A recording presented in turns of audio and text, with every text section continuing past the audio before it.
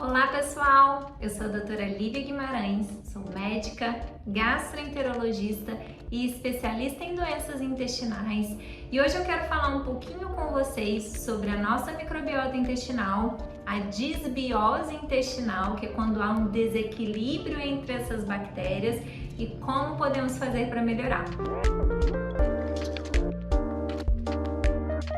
Então, se esse assunto te interessa, fica aqui, pois teremos muitos vídeos sobre esse tema e já dá um like e clica no sininho para ser avisado quando tiver mais vídeos aqui no nosso canal. Bom, a nossa microbiota intestinal é o conjunto de micro-organismos que habitam no nosso intestino. E eu sei que pelo menos a minha geração cresceu com muito medo de bactérias e a gente tinha essa imagem de que bactéria é ruim, que é uma coisa que a gente sempre tem que combater, mas dentro do nosso trato digestivo nós temos trilhões de bactérias e essas bactérias elas evoluíram junto com a evolução da espécie humana e elas são fundamentais para a nossa vida, para a nossa saúde e também para a doença. Então, o nosso objetivo, sabendo que temos todos esses micro-organismos que não são só bactérias, mas são fungos, protozoários, arqueias, vários tipos de micro-organismos que habitam o nosso corpo, o nosso objetivo é viver em equilíbrio com eles, em um estágio de eubiose, de simbiose, em que nós os ajudamos, damos os alimentos que são necessários para a sobrevivência de boas bactérias e ao mesmo tempo elas nos ajudam. Esses micro-organismos são importantes para a modulação da nossa imunidade, para a nossa absorção de nutrientes, vitaminas, para a formação de neurotransmissores, o controle do nosso estado emocional e a comunicação que já sabemos que existe entre o cérebro e o intestino.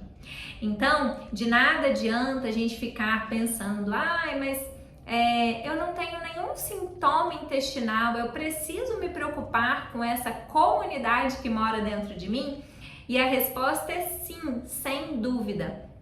Porque o que acontece no intestino não fica no intestino somente. A saúde do nosso trato digestivo vai influenciar a nossa saúde como um todo, a nossa saúde imunológica, a nossa saúde emocional e na prevenção da inflamação crônica, que é a base da maioria das doenças crônicas que vemos cada vez com mais frequência. Então, independente do que você sente ou deixa de sentir, você precisa cuidar dessa comunidade de micro-organismos que moram no seu intestino. E muitas vezes as pessoas acham que se eu tenho disbiose intestinal, que é o desequilíbrio desses micro-organismos, dessas bactérias, eu vou ter sintomas intestinais. Então, se eu não sinto nada, não, com certeza elas estão em equilíbrio. E a grande verdade é que não é bem assim que funciona. O estado de disbiose, ele pode ou não vir acompanhado de sintomas gastrointestinais. E muitas vezes as manifestações do desequilíbrio dessa comunidade, dessas bactérias, vão ser extraintestinais. Então pode ser numa dor de cabeça que está sempre vindo com recorrência, pode ser um quadro emocional difícil de tratar, um quadro de depressão, ansiedade, muitas vezes também associado a esse desequilíbrio, pode ser uma deficiência de uma vitamina que você fica ali sempre repondo e nunca ela entra no valor de referência, pode ser uma dor nas articulações, uma doença autoimune já estabelecida. Todas essas doenças e situações que eu citei têm forte relação com o desequilíbrio desses micro-organismos, ainda que você não tenha sintomas nem de diarreia, nem de intestino preso, nem de gases em excesso. Mas esses sintomas podem ser um sinal de que esses micro-organismos que habitam o seu trato digestivo não estão em equilíbrio. E quando a gente fala em disbiose intestinal, que é um termo que ficou muito banalizado e popularizado hoje em dia, significa o desequilíbrio dessas bactérias intestinais, desse equilíbrio desse ambiente intestinal. Esse desequilíbrio não é igual para todo mundo. Então, não saiam por aí falando, eu tenho disbiose intestinal, como se fosse uma coisa chique e bonita de dizer por aí, ou que batesse o martelo num diagnóstico específico que você tenha.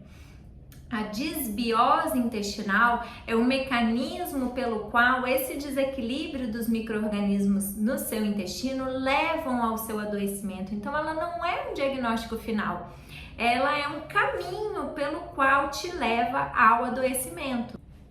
Tudo que eu como vai interferir na minha microbiota, mas mais do que o que eu como, o que eu sou capaz de digerir, absorver e o que está sobrando de resto para alimentar essas bactérias. Porque muita gente pensa quando vai montar uma dieta, ou quando vai fazer um plano alimentar, ou quando recebe, sei lá, quero fazer uma dieta com o objetivo de ganho de massa muscular ou de perda de peso. A pessoa pensa só nos macronutrientes que ela precisa comer. Então, eu preciso comer proteína, carboidrato e gordura. Acabou. Vou botar lá, vou calcular as calorias e sucesso. Uma dieta que só leva em consideração macronutrientes e calorias tem grande chance de ser uma dieta que não é saudável para as suas bactérias intestinais. E lembra que eu falei que as nossas bactérias intestinais vão interferir na nossa parte metabólica, no controle da glicose, do colesterol e do nosso peso? Uma dieta que não leva em consideração nutrientes para essas bactérias não é uma dieta saudável no longo prazo. E é por isso que quando a gente fala que a gente precisa comer comida de verdade, não é modismo, pelo contrário. Mas quanto mais a gente busca uma alimentação mais natural, menos malefícios vamos trazer às nossas bactérias intestinais, que são muito prejudicadas quando a gente consome alimentos processados, industrializados, ricos em aditivos alimentares, corantes, emulsificantes, conservantes, que servem para que esse alimento seja mais gostoso e que ele dure mais tempo na prateleira do mercado. Essas características não são o que fazem bem para a nossa microbiota. Então, muito mais do que coma isso ou deixe de comer aquilo, tente comer comidas naturais. Você não precisa comprar aquele alimento que tem ação pré-biótica, que alimenta as bactérias boas, que só vende não sei aonde e é caríssimo. Mas se você começar a incluir no seu dia a dia mais frutas diferentes, porque diversidade conta.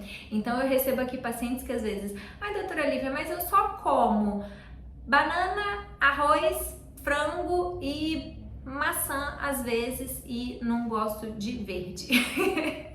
Às vezes a pessoa não come nenhum industrializado, ela tem uma alimentação super limpa, porém muito monótona. É preciso que a gente traga cor para a nossa comida, porque diferentes alimentos que têm diferentes cores, eles têm diferentes nutrientes que também vão servir para alimentar essas bactérias. Então, além de comer de forma mais natural, com menos alimentos industrializados, a gente precisa garantir diversidade no nosso prato. Não adianta todo dia você comer arroz, feijão, salada e uma proteína e todos os dias ser a mesma coisa. Precisa incluir verduras, legumes, frutas. Tudo isso é importante para a nossa microbiota. O azeite de oliva, o abacate, são fontes de gorduras que alimentam boas bactérias também. Sempre priorizar a diversidade. Agora, doutora Lívia, eu já faço tudo isso. Eu como super direitinho e eu continuo mal. Eu não consegui atingir um equilíbrio. E aí é que entra essa frase de que não é só o que você come, é como você digere esse alimento, porque a gente precisa garantir que a digestão esteja boa, e uma digestão boa depende de uma boa mastigação, depende do controle do estresse e desse momento da refeição que não pode ser com múltiplas preocupações, tem que ter horário para comer e sentar para comer e prestar atenção na refeição, que hoje em dia é uma realidade. As pessoas comem vendo televisão, respondendo no WhatsApp, discutindo com o marido, pensando em problema, pensando na roupa que vai usar amanhã. Então, trazer essa consciência para o momento da refeição também é uma estratégia que vai ajudar a sua microbiota intestinal. tá? E investigar causas de má digestão, porque eu vejo muita gente, carne vermelha faz mal para a microbiota, mas será que é carne vermelha ou será que é a má digestão da proteína animal que não pode estar fazendo mal para a sua microbiota? Então, eu sou muito a favor dessa diversidade, comer sim um pouquinho de tudo, sem grandes restrições, a não ser de coisas que sabidamente fazem mal, por exemplo, refrigerantes, né, coisas muito industrializadas. Isso a gente tem que evitar mesmo, não precisa ser, nunca mais vou comer, mas evitar no dia a dia vai ser uma boa escolha para a sua saúde e para a saúde da sua microbiota. E comer alimentos sim que sejam fonte de pré-bióticos, que estão presentes nos alimentos vegetais, a grande maioria deles. E se eu não consigo ter uma boa diversidade de vegetais na minha dieta, por que não suplementar sim um pré-biótico? Um alimento, uma fibra, um suplemento que já tenha essa função pré-biótica estabelecida. A suplementação, ela é um suplemento ao que falta na minha alimentação, ela não vai substituir bons hábitos alimentares. E muitos de vocês querem logo ir para o probiótico. Qual que é o papel do probiótico na modulação da minha microbiota intestinal? O probiótico, gente, mesmo que seja assim, é um probiótico que tem 100 bilhões de bactérias de cepas diferentes. Ele não vai substituir a sua microbiota. Esse probiótico não vai colonizar o seu intestino. Você não vai, se eu colocar essas bactérias boas, elas vão substituir as ruins que eu tenho, tá? Não é assim que funciona. As cepas probióticas, que são cepas que foram estudadas para trazer benefícios a quem as usa, então isso é importante, não é qualquer alimento que é um probiótico. Mas digamos que eu comprei um probiótico que tem estudos e que tem benefício na minha microbiota. Como que ele vai agir? O probiótico, ele age muitas vezes melhorando o ambiente do seu intestino. Porque muitas vezes as bactérias boas não conseguem sobreviver no seu intestino porque esse ambiente está totalmente desequilibrado. E aí o probiótico, ele funciona como um engenheiro ambiental. Ele vai melhorar esse ambiente, vai melhorar esse ecossistema. E aí as bactérias boas que eu naturalmente tenho vão conseguir sobreviver e se estabelecer naquele ambiente. O papel do probiótico não é substituir as suas bactérias, é melhorar o ambiente no seu intestino. Eles produzem ativos antimicrobianos para ajudar a combater as bactérias ruins. Produzem, isso é uma parte do trabalho deles. Eles melhoram, eles produzem os tais dos ácidos graxos que ajudam para tornar esse intestino menos inflamado, podem ajudar também.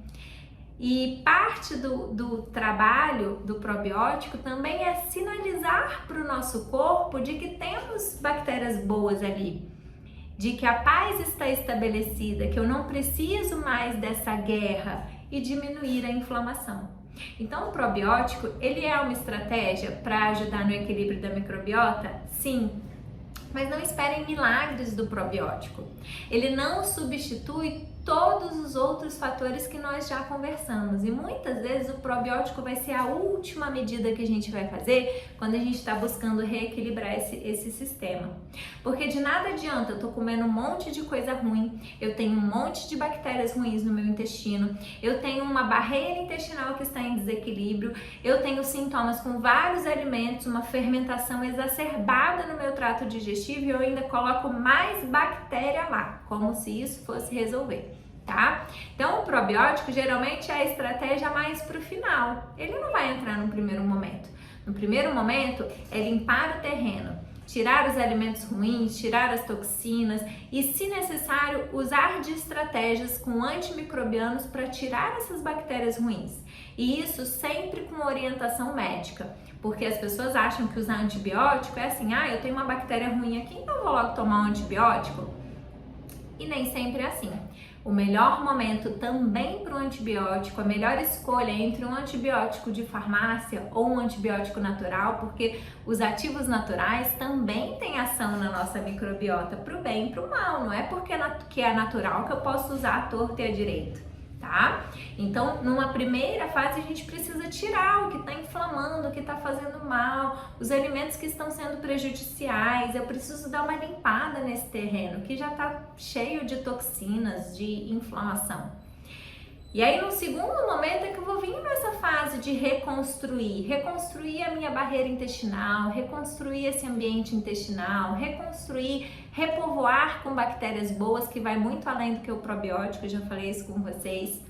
Então, quando eu penso em equilíbrio de microbiota, em restauração de um intestino saudável, eu preciso sim entender o que está acontecendo.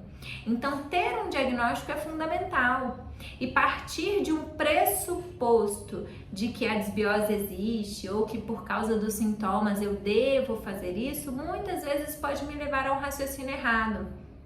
E é por isso que uma avaliação com um médico que tenha conhecimento de estratégias de modulação de microbiota, assim como exames, muitas vezes vão ser necessários para que a gente decida o melhor caminho a seguir. Muitas vezes os meus pacientes me perguntam: mas você acha que eu preciso mesmo fazer esse exame? E muitas vezes sim. Eu não acho que todas as pessoas precisam de um exame de análise da microbiota intestinal, da metabolômica desses micro-organismos, do que eles estão produzindo. Mas, em alguns casos, sim, esse direcionamento é muito bem-vindo, especialmente nas pessoas que já estão tentando de tudo. Porque hoje em dia a internet é muito boa, porque nós temos acesso a informações, mas ela também pode ser muito ruim, porque uma informação errada pode te levar para um caminho totalmente oposto de para onde você deveria ir. Então, modulação de microbiota não é protocolo para todo mundo. Não é todo mundo que vai se beneficiar das mesmas estratégias, mas sem dúvida, todo mundo se beneficia de melhores escolhas alimentares, de melhores escolhas de vida, de menos exposição a toxinas, de mais controle de estresse. Então, se você quer começar, comece por aí, diversificando a sua dieta, comendo mais alimentos saudáveis, priorizando alimentos de boa qualidade, evitando o excesso de medicamentos, de toxinas, de bebida alcoólica, de cigarro, de estresse que a gente vive hoje em dia e que a gente muitas vezes é exposto. Às vezes a gente não tem como controlar as toxinas que somos expostos no ambiente, a poluição, a contaminantes na água, mas a gente pode fazer a nossa parte de fazer escolhas conscientes do que vamos nos alimentar, do que vamos suplementar e de quais informações nós vamos consumir, porque tudo isso vai influenciar no nosso bem-estar. Tá bom? Desculpa o vídeo longo, esse foi talvez o primeiro vídeo que eu fiz com a intenção de trazer aqui para o canal do YouTube. Então, se você gostou, dá um like, compartilha e me mande dicas do que você quer que eu fale aqui, tá bom? Um abraço e até mais!